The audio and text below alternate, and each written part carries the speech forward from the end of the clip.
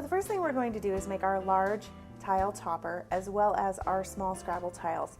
And the reason we're making these first is we really want to give them a chance to dry so they're nice and hard, nice and flat when we go ahead and put them on the cake. So I have a little bit of my ivory fondant here because in the classic Scrabble game, there's actually two classic Scrabble games. One has wood tiles and the other has kind of these ivory tiles, and the one I have at home, the one I routinely stomp my husband with, has ivory tiles. So that's the color I decided to go with today. So all I'm going to do is I'm going to roll it out, and I'm not going to roll it out too thin. I'd say at about 1/8 of an inch, somewhere between 1/8 and 1/16 of an inch. And the reason for this is I want them to be sturdy enough to maintain their shape, but at the same time be thin enough that they don't stick so far off the cake that they're kind of awkward looking. So you're actually not going to roll these as thick as, say, Scrabble tiles would naturally be. And I'm going to start off by just using my ruler to cut a nice straight edge.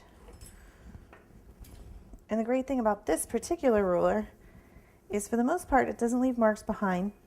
And because this is a nice 90-degree angle, I can go ahead and use it to cut my straight lines. So here we go. Now I'm going to be cutting my topper at 3.5 inches. And so what I'm going to do is I'm just going to measure 3.5, and using my veining tool, I'm just going to mark it here. And again down here.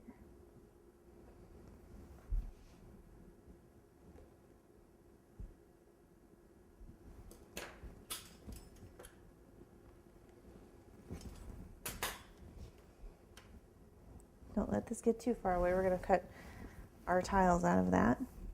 Some of our tiles out of that. And then I'm going to measure again.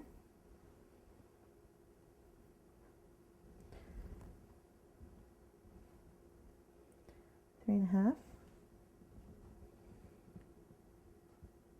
a half, and then measure 3.5 out from there.